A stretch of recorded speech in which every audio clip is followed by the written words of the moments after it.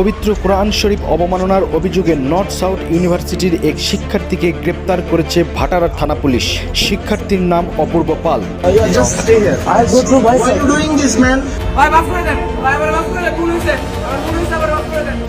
শনিবার মধ্যরাতে রাজধানীর এক আবাসিক এলাকা থেকে গ্রেপ্তার করা হয় তাকে।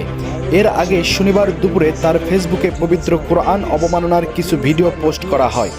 এরপরেই এই ঘটনার একাধিক ছবি ফেসবুকে ছড়িয়ে পড়ে। মুহূর্তেই তোলপাড় শুরু হয় নেট দুনিয়ায়। সামাজিক যোগাযোগ মাধ্যমে তার শাস্তির দাবি করতে থাকে বিভিন্ন মানুষ। পরে রাতে একদল ছাত্র জনতা তার বাসার নিচে গিয়ে তার সর্বোচ্চ শাস্তি নিশ্চিতের দাবিতে বিক্ষোভ করতে থাকে।